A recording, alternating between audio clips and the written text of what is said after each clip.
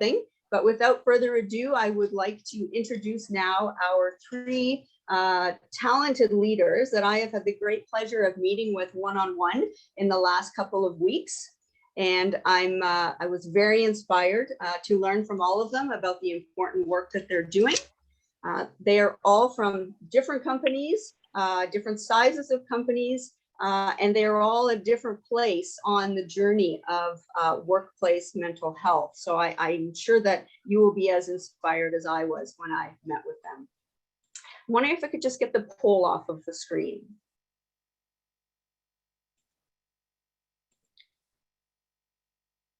Maybe it's just stuck on my screen. I'll allow my colleagues to manage that. You should be able just to close it. It's just on your screen. Thank you. Appreciate that. Great to have tech experts around because that's not me.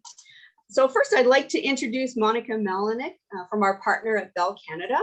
Monika is Director of Diversity, Equity, Inclusion, and Mental Health. She's had an impressive career. She's been at Bell Canada for 12 years, working in human resources. 4 of those years, she's been a senior consultant in workplace mental health. She holds numerous certificates relating to workplace mental health, including certificates in mental health, diversity, and inclusion. And of course, everybody knows Bell Canada's commitment to mental health. They have a very visible external presence with Bell Let's Talk Day, which has been happening since 2011, and they've made enormous commitments to mental health in Canada. And when we think of corporations that are really doing a great job with mental health, I think Bell Canada always comes first to mind. But what many of you probably don't know is that Bell Canada for well over a decade has been monitoring more than 90 internal metrics, so more than 90 internal KPIs, key performance indicators, to manage and measure the impact of their focus on workplace wellness on their employees. So that's very impressive data, and we're really looking forward to hearing a little bit more about that today. So welcome, Monika. Next, I'd like to briefly introduce, and by the way, all of our panelists' bios are on our website. I don't have time to dive deeply into all of them. I'm just giving you a little bit of an overview, but their bios are there if you would like more information. Next, I'd like to introduce Nabeela Ixtabalan, who's Executive Vice President of People and Corporate Affairs at Walmart Canada. Nabeela also has a very impressive career. She's worked for major brands, starting out at Starbucks as a barista. I think you were there for 9 years, and she moved on to an impressive career in Europe in leadership roles at Akela. She is leading the largest transformation ever undertaken at Walmart in preparing their associates and their business for the future of work. That's a big statement. The largest transformation ever undertaken at Walmart. She joined Walmart in August 2020, so after the onset of the pandemic. And they have over 100,000 associates and more than 400 stores in Canada. So I'm really looking forward, Nabeela, to sharing a lot of the lessons learned from your important work. And last but not least, I'm pleased to be introducing Megan Kate.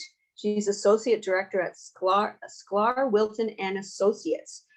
Megan leads Workplace Wellness. It's an award-winning program at Sklar, Wilton and Associates, and it's called Headway. We look forward to hearing more about that. This company was founded in 1986. It's a small business, but has almost 50 employees now. They work in the area of market research and analytics. And since 2017, every single year, they have won numerous awards in relation to being a great place to work. And those awards are in categories including mental wellness, companies managed by women, best places to work for women, inclusion, and best places to work for companies with less than 100 employees. But I'd like to spotlight that they were the winner of the inaugural 2021 award presented by the Canadian Positive Psychology Association's Canadian Workplace Wellbeing Award. So clearly a lot of great things are happening, not only at Sklar, Wilton and Associates, but at Walmart and Bell Canada as well. So I'm very excited to begin a dialogue with our participants. But I'd like to invite them each to speak just for a couple of minutes and let us know why workplace wellness is important to you and your organization. And I think we'll start with Nabeela. Thank you so much, Akela, and I'm honored to be here, and I'm really excited about the conversation we're going to have today. So yeah, why is this important to me personally? I'll start there. So I personally struggled with anxiety after the onset of postpartum depression early in my career. And as I was climbing the corporate ladder, I was stuck in the stigma of mental health, around mental health. And I suffered in silence for many, many years. I never thought I'd be openly talking about it, nevertheless, talking to 100,000 associates and kind of live in the world about it. But as I was transitioning from Ikea to Walmart Canada, I was actually on the plane from Copenhagen back to Toronto, and I was trying to reflect on my first 100 days and what I wanted to be known for, the mark I wanted to leave behind in this new role. And two words kept on coming up over and over again. And they were stop pretending, stop pretending, stop pretending. And so in my introduction to the organization, I introduced myself as someone who was, had a 10-year battle with anxiety. I introduced myself as, I know this isn't a medical term, but as I was recovering workaholic, as someone who was still struggling with the balance of my life and work. And I think it was a message that we didn't only need to hear at Walmart, but we need to hear in the sector. And we took a really hard look at our strategy in terms of, what was happening in the world around us and how we could continue to evolve our approach to well-being. And from there, we have made a long-term commitment to using our size and scale to improve the well-being of our associates and change the conversation. So we are humbly following in Bell's footsteps, trying to learn with and from organizations like Bell and others that have really led the way in this journey, and very honored and humbled to be part of the conversation. Wonderful. Thank you so very much for being so authentic and sharing that personal story. Really appreciate it. We're all people, and that's important, I think, to keep in mind as we move through this, regardless of where the level at which we work at. Let's go to Megan. Why is workplace wellness important to you and your organization? Hi, Akela. Thank you so much. And also, I'm so grateful to be here and excited to be on this panel with these amazing women as well.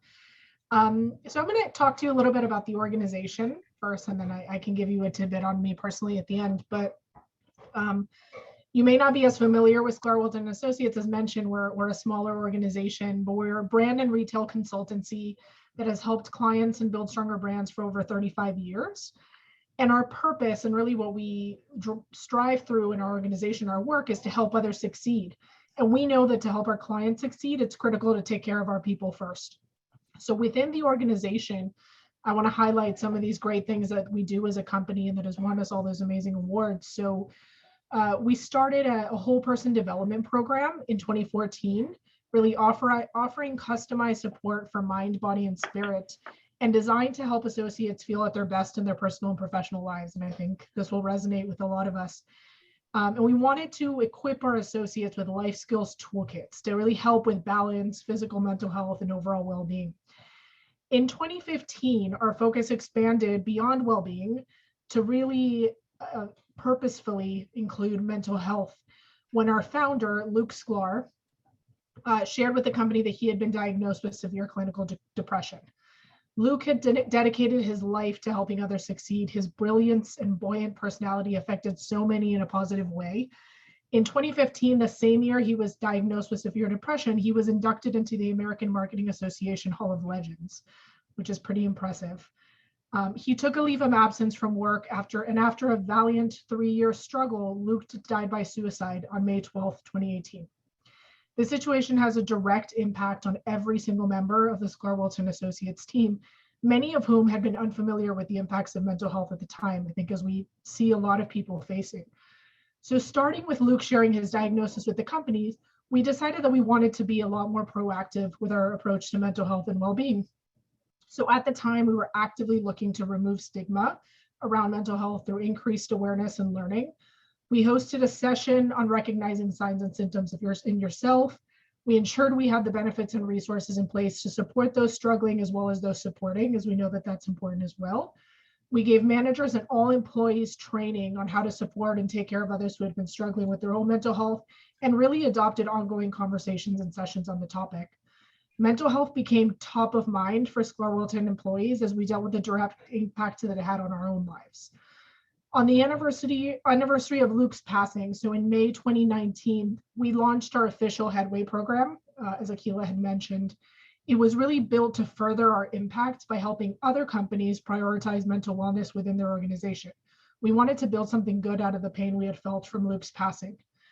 Luke wanted to help others by being public about his fight with depression, so we built a legacy for Luke that would continue to help others on a larger scale. Headway's mission to fuel a movement for healthy minds at work, knowing obviously that work is where we spend most of our time, we really wanted executives and companies globally to implement practices to support their employees. This year, we've actually taken a step further and we've spun out a new entity called Headway Partners with dedicated resources that curate solutions for companies, especially companies looking to get started. And it really looks to provide impartial and holistic assessment of workplaces focused on whole person well-being. This is really quick, high-level details about what we do as our organization, why we have been so recognized, and most importantly, why it's really important to us and why we've taken the step to lead this space. For me personally, I came into the organization a few years ago and volunteered to take over as the Headway lead because I'm very passionate about the space. Similar to the story you had shared, I personally suffer from anxiety and depression, have for many, many years, have been fairly open about it and have tried to share, probably not as much recently that I've joined Sklar and found this welcome environment where it was so encouraged to be vulnerable and to share our stories. And as we know, that really helps move these pieces forward. So very quickly, I'm excited to be here. I'm excited to talk about this and happy to share. Thank you. And thank you again for the personal stories. I think that's very powerful in terms of the origins of this work, and a sad story, but hopefully something has very powerful has emerged from there. Monika, over to you at Bell Canada. Why is workplace wellness important to you and Bell Canada? Absolutely. So good afternoon, everyone. And again, I'm so happy to be here with such an incredible group today. So Monika Mielnik here. I use she, her pronouns. And today I'm joining you from the traditional territory of the Huron-Wendat, the Seneca, Métis, and the Mississaugas of the First Credit Nation. And, acknowledging is, such a small and simple gesture to really remind us of our important connection to the land where we live, learn, and work, especially in the wake of the most recent news. As introduced, I am the Director, Diversity, Equity, Inclusion, and Mental Health at Bell, and our team focuses on developing and driving initiatives across the organization to create and sustain psychological, safe, inclusive, and supportive workplace culture. And I just want to say, thank you to Nabeela and Megan for, sharing your personal experience. As someone myself who has struggled in the past with my own mental health, I know the stigma that's associated with having a mental health illness, just how difficult it can be to be open and seek support. And organizationally wise, our focus really started in 2010 with the launch of our Bell Let's Talk initiative. As I'm sure a lot of us on this call know, research shows that 1 in 5 Canadians will experience a form of mental illness at some point in their life. Additionally, mental illness is the #1 cause for workplace disability, and on any given week, 500,000 Canadians miss work due to a mental health disorder. So understanding the stigma that is associated with mental illness and recognizing the urgent need to better support the mental health of Canadians, Bell made the commitment to making a significant and lasting impact on mental health in this country. And the Bell Let's Talk initiative focuses on 4 key pillars. And one of them that's of great importance is the workplace leadership pillar. Given that we spend so much of our time at work, we knew that establishing best practices as well as psychological safety within our workplace was critical to both the well-being and the success of our team members and company. And now, as we understand, workplace initiatives that can focus on detection, treatment, awareness, education, and appropriate workplace support, we can make a difference in the workplace. And with the Bell Let's Talk initiative, our goal is to really engage all Canadians in the conversation around mental health. And since the first Bell Let's Talk Day in 2011, there have actually been over 1.3 billion messages of support and over 121 million total in Bell funding to organizations providing critical mental health support. And so, today I also encourage and welcome everyone to get engaged so we can ensure that everyone gets the support that they need. Thank you. So thank you so much. It's interesting when you participate in events and initiatives like this, you're never really sure of the impact that you have, but I just want to share that it popped up on my screen. Somebody already said that they're moved to tears by how real you've been in sharing your stories, and thank you for being so vulnerable. So that wasn't necessarily one of the first couple of questions I was going to ask, but let's talk about that for a moment. How important is it that leaders, and when we think about workplace wellness programs, that leaders themselves, let's even go to C-suite offices, that they are able to be vulnerable and walk the talk? I'm not going to ask everybody to answer every question because I'll never get through half of my questions if I do that. But would somebody like to take that on? How important is it that that leaders walk the talk and that we're able to be vulnerable? I can jump in. I mean, I think one of the beliefs that we have is that the destigmatization of mental health starts from the top down. And if I just share my personal example, I had I've worked for amazing companies focused on culture, values, with great purpose. And my time at Ikea, when I was struggling there, I had an organization leader, team of people I loved, like I worked with for 10 years that I truly cared about. Had I voiced my challenges, I know I would have been supported. But, growing up in at that time, 10 years ago, whatever the case may be in my career, I'd never seen anyone be a successful leader and admit to having a struggle with anxiety and depression. So the two things just didn't compute in my head. So I think we absolutely need vulnerable leaders to express that. And Monika just described the pervasiveness. So I think one of my ambitions as someone in the C-suite of a large organization is to encourage executives to stop pretending that this doesn't affect us as well, and to start sharing that this is real, even if you are the most senior leader of an organization.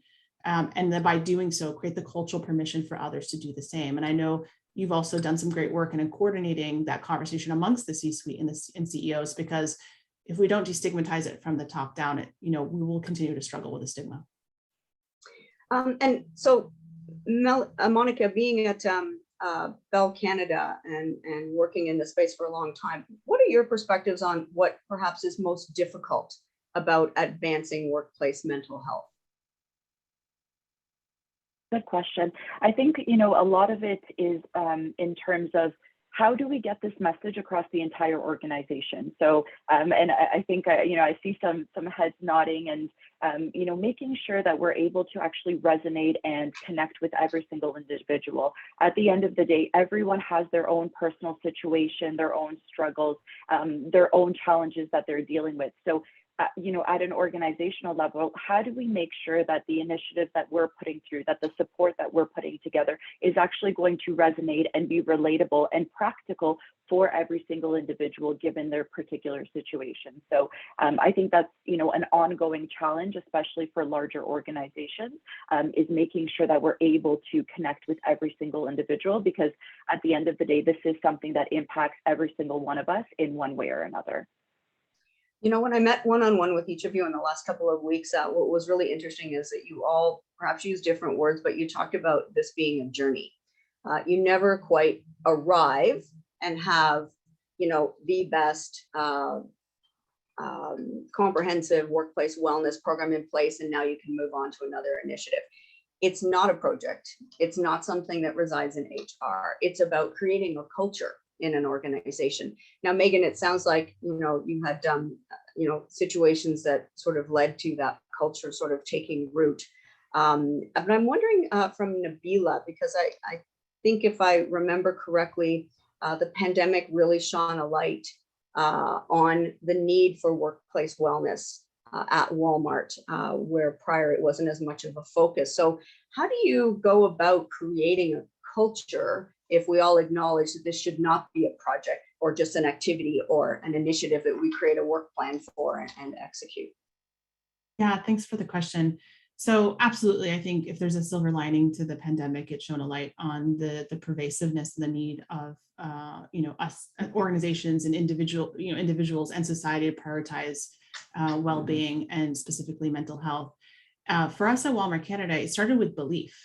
So it was a conversation amongst the executive team and the C-suite of Walmart Canada saying, what do we believe to be true about resilience? Because of course we're all aiming for this magical, place of resilience. We have the resilience in as individuals and as families and as communities and companies to weather the uncertainty of the world that we live in.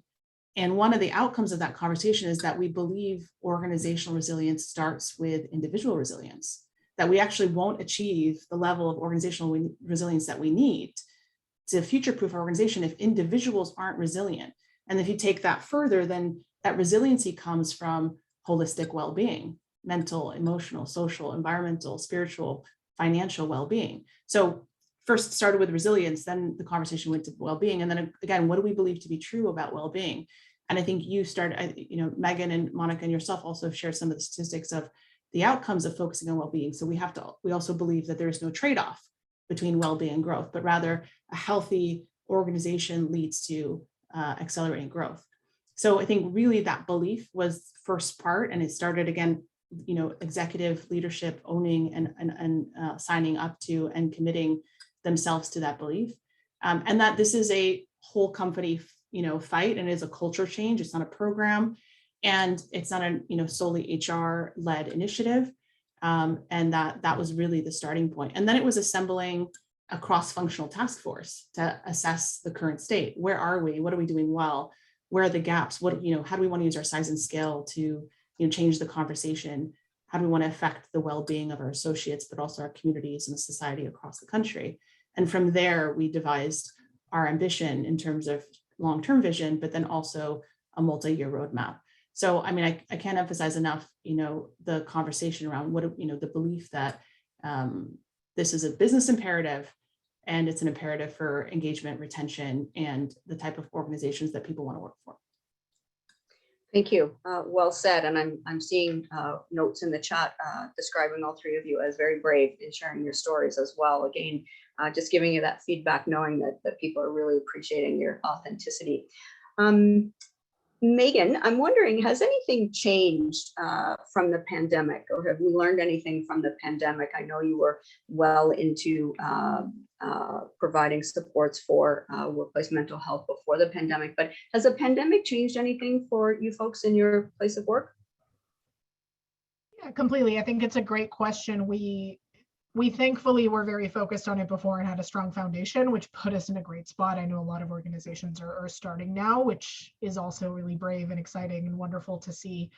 But we needed to adapt, right? And what changes at that moment. So we've always said we evolve and stay relevant. We're happy to trial, test, and learn. Like we're very excited to be a part of this.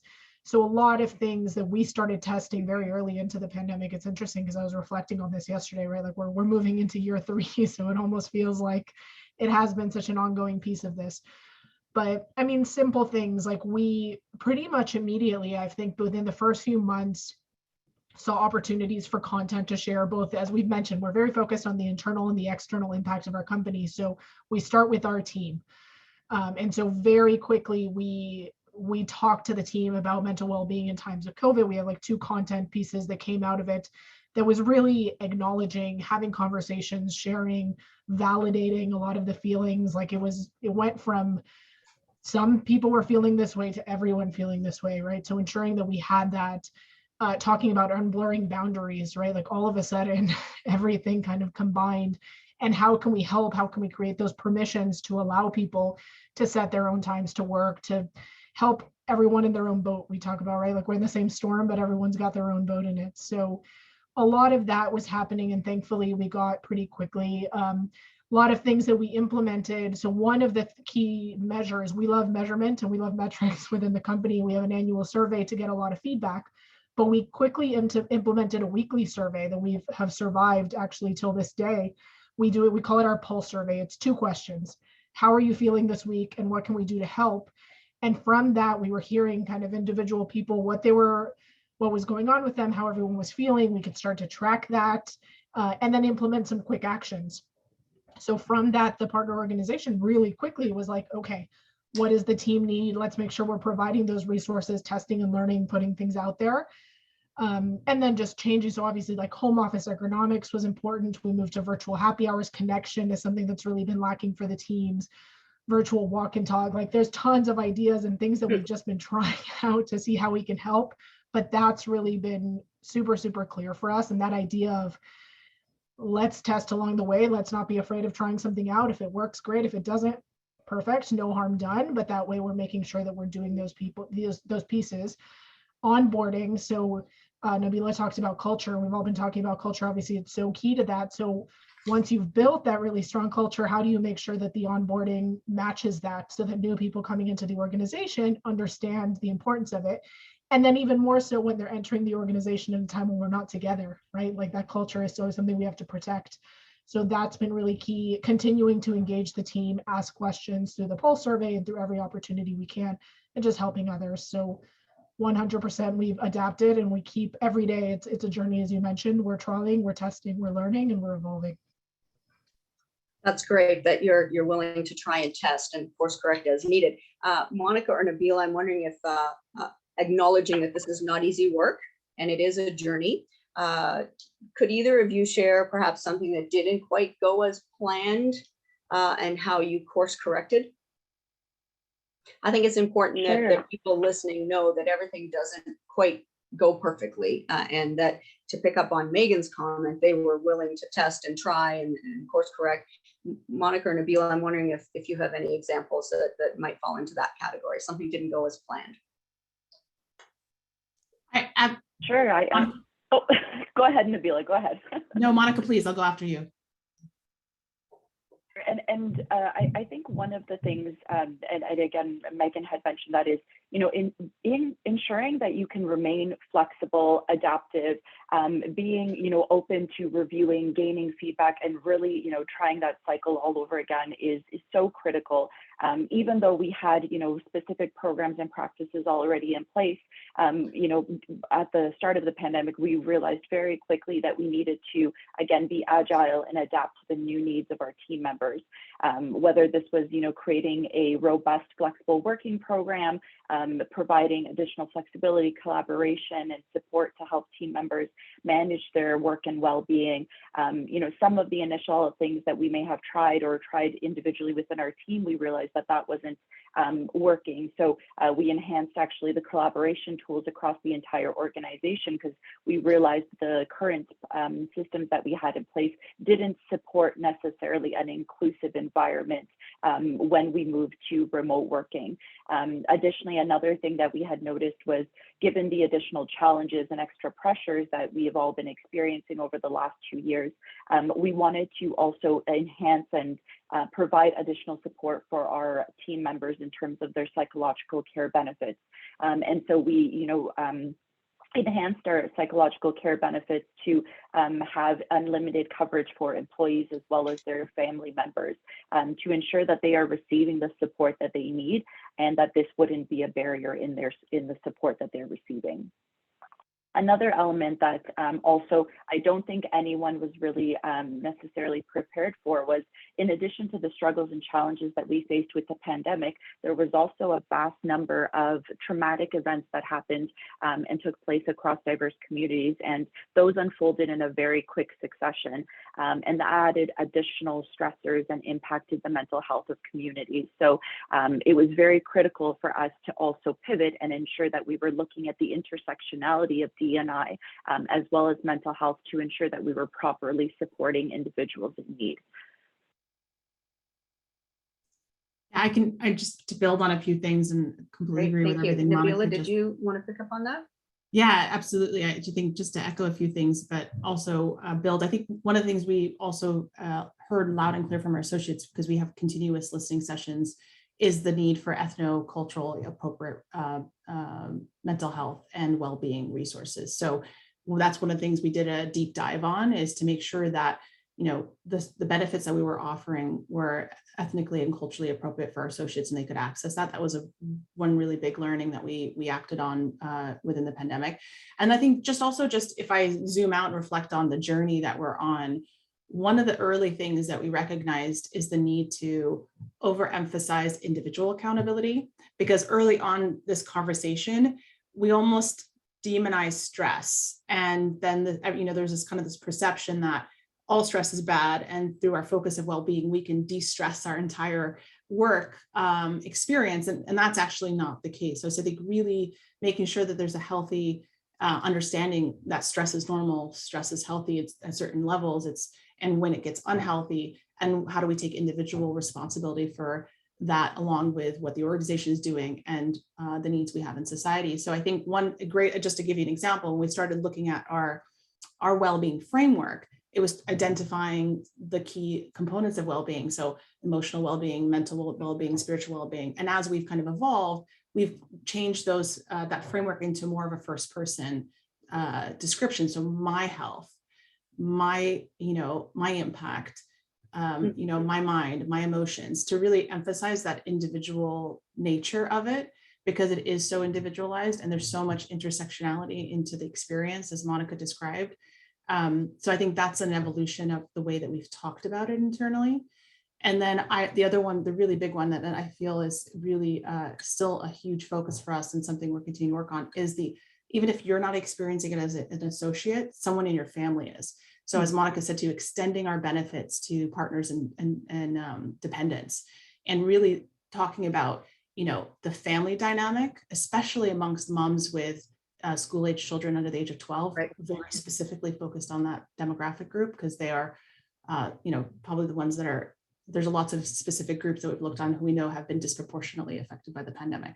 So lots of learnings in those areas on our journey. Yes, that's interesting. We had a CEO panel before Christmas, and what came out is something similar to what you were saying, that now the whole person comes to work in a very different way than they did before the pandemic. Some of that is because people are working at home. So the lines between their personal life and their professional life is very blurred. In many cases, the concept of the sort of 9-to-5 workday has gone out the window, and people are working at times that work for them and their families, making adjustments for children at home or whatnot. So Nabeela, hearing that you're also looking beyond the person to the family, and the other impacts that are happening, that are potentially impacting their ability to be their best self at work. That's very interesting. Let's talk for a moment about measurement of success and KPIs. How do we know that the efforts that we're putting forward are working? I think you all have measurements different ways. I think I mentioned in the intro that Bell's been measuring over 90 KPIs for about 12 years, which is an unbelievable data set. So maybe I'll start with you, Monika, on that. Absolutely. And one thing that I will stress is, when it comes to KPIs, it's very critical to ensure that you're both collecting quantitative as well as qualitative data and feedback across the entire organization. And we do this in a number of ways, in terms of one being our annual team engagement survey, where we actually have mapped the psychological factors from the national standard of psychological health and safety in the event anyone's interested in looking that up. But we have mapped those factors to our survey questions. We also review benefits and disability metrics, look at aggregate information and trend insight from our employee and family assistance programs. And this really ensures that we're able to collect that feedback and, get more of the pulse within the organizations. And, obviously these play a very key role. We began our journey in terms of metrics back in 2010 when we were actually establishing our baseline. And as you mentioned, we do collect over 90 KPI measures on a quarterly basis, and that produces what we refer to as our mental health scorecard, and that really helps to monitor our psychological health within the workplace. Now, we didn't start with 90. I know 90 is quite an overwhelming number, but that is where we are at today. And some of the information that we track focuses on short-term and long-term disability data, such as percentages of mental health diagnoses, relapse reoccurrence rates, utilization of benefits and programs that support mental health, employee engagement, as I was mentioning, our team survey, mental health completion rates, mental health related rates, related participation, et cetera. And so obviously, we believe that the collection of data is very critical in terms of collecting that information. And what we have actually seen is that since our journey in our baseline in 2010, our initiatives have been able to better support and improve mental health in the workplace. We have seen a reduction in short-term disability claims related to mental health. We've actually seen those reduced by 20%. We have seen a reduced relapse and reoccurrence rate by more than 50%. So those are fairly significant points of reference. In addition, we also participated back in 2019 with 7 other leading organizations in a Deloitte study that looked on the return on investment for workplace mental health programs. And we were very happy to see that we had actually achieved a $4.10 return on investment for every dollar that was spent on workplace mental health programs. And so, beyond the ROI and beyond the benefits and, that we have seen, the tangible benefits, we have also seen a positive impact on other aspects within our organization, such as leadership development, employee engagement, retention, attraction of talent, and a greater focus, obviously, on diversity and inclusion. And one thing I wanted to highlight in terms of metrics and progress is that, again, the programs that are most likely to deliver greater returns, they need to mature.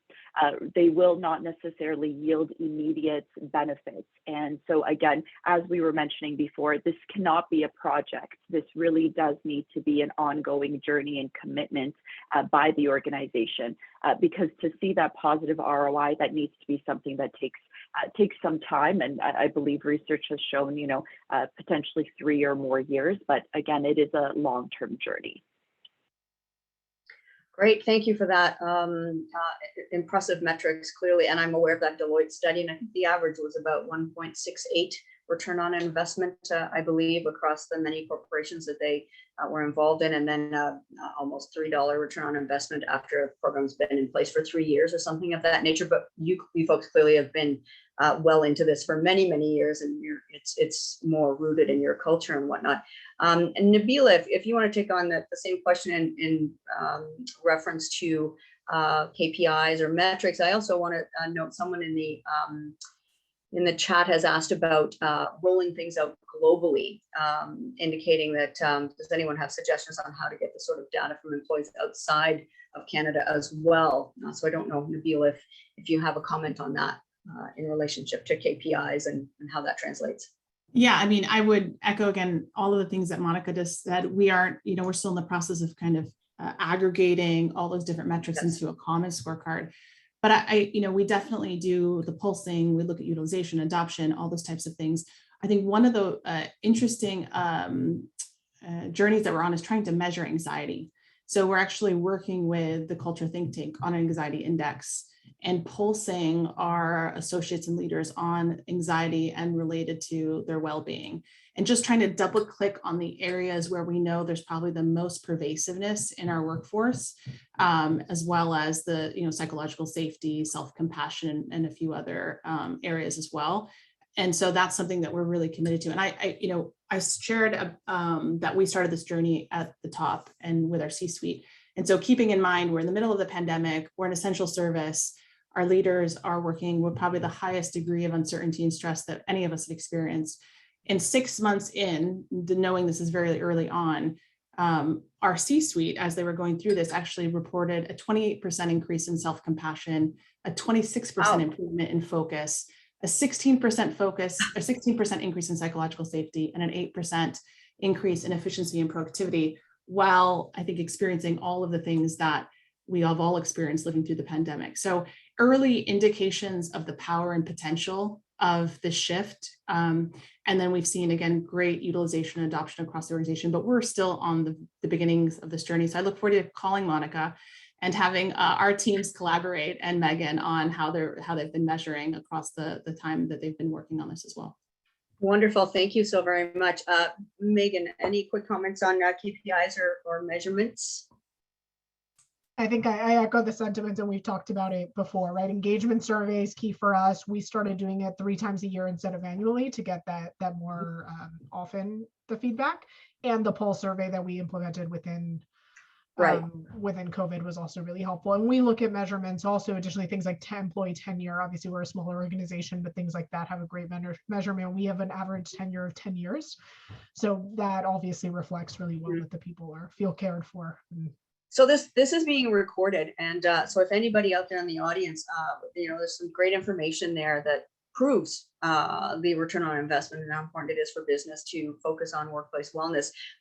This is certainly, a great section for people to go back to. It will be posted on our website in the next couple of days. So thank you for sharing that important information. We're coming close to the end of our time. I'm trying to watch some of the questions at the same time. Somebody was asking, do any of you use a psychological health and safety standard? I see 2 nods. Megan, no. So Walmart and Bell do. Yes, sorry, Nabeela, go ahead. Yeah, I mean, we are absolutely using the National Standard for Psychological Health and Safety, and we're partnering very closely with the Mental Health Commission of Canada on how we can go on that journey to achieve the voluntary certification, and what that looks like in a retail business and in the retail sector. So, it is a learning journey for us. It's a multi-year journey, but it's absolutely something that we look forward to working through. And I think it's an amazing standard. And I've shared it with my counterparts in other countries. I think Canada is an exceptional, leadership in having this standard. So we're very eager to partner with the Mental Health Commission of Canada and continue to go on that journey. They're presenting later today in the session. A question in the chat: in addition to providing programs, EAP, resources, benefits, emotional supports, etc., how do you ensure employees are taking advantage of what is offered? Anybody want to comment on that? I can jump in here on something we've done recently. We talk within the organization about the need, and I'm sure everyone knows this, within everything we do, of like telling them again and again and again, that constant reminder. So we are doing reminders on resources, and actually just did one with the full team as well as with the managing team.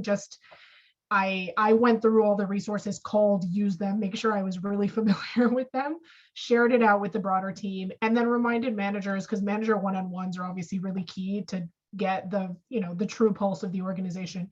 So making sure we're super familiar with what the need is, so that when someone is coming with an issue or, hey, I'm facing this problem, facing it, that we know what it is that we can offer them. And so that constant reminder and making sure we're doing that as often as possible helps, right? Great, thanks. And a question in the chat from Monika.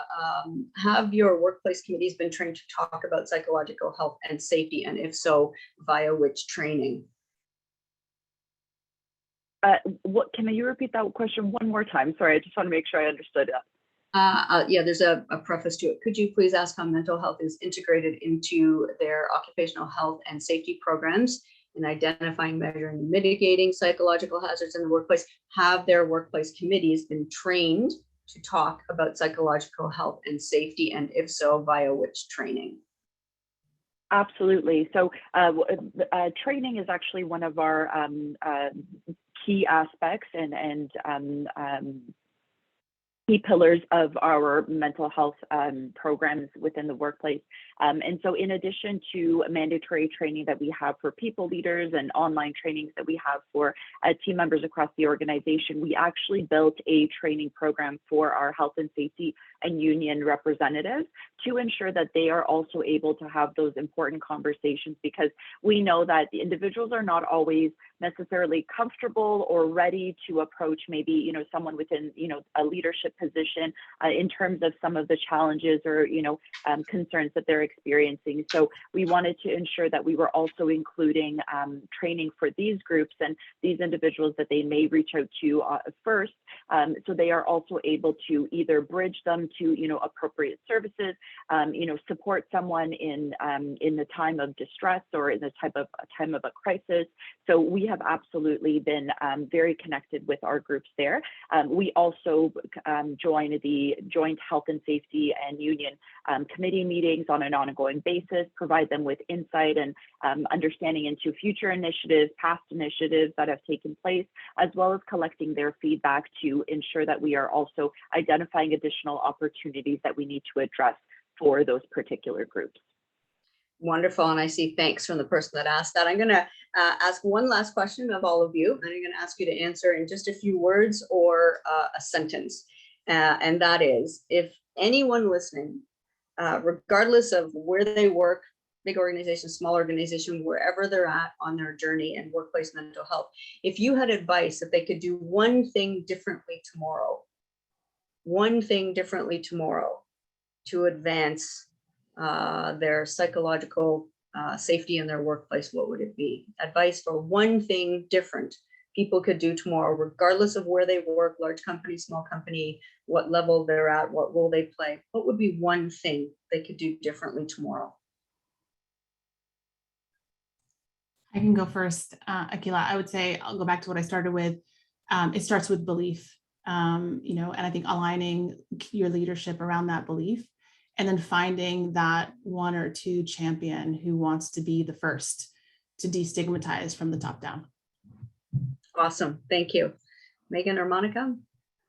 I can go ahead. I'll probably echo something I've said before, but I think that don't be afraid to mess up. I think that's one of the things that often holds people back when we talk about this, is saying the wrong thing, like too scared to do it wrong. It's just, be vulnerable, be open, be human. And you can start with that. Like, maybe I'm not going to say the perfect thing, but don't be scared.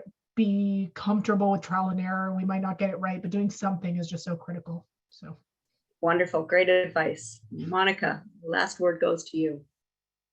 And again, I echo both what Nabeela and Megan had shared. And I think the one key thing is, remember, again, this is a journey. Keep it simple. We're not going to boil the ocean, right? We need to make sure that we're building on what we already have in place, taking stock of, a lot of great initiatives that are already part of our foundations within our organization. So, keep it simple, start from what you have and layer and build on those successes.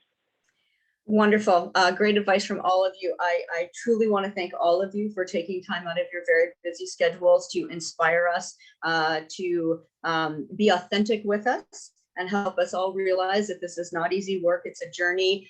And if we all just do a little bit better, we will all collectively be better off. So thank you for your important work, and congratulations on all of the successes that you're realizing, and keep up the great work. Thank you so much for joining us today.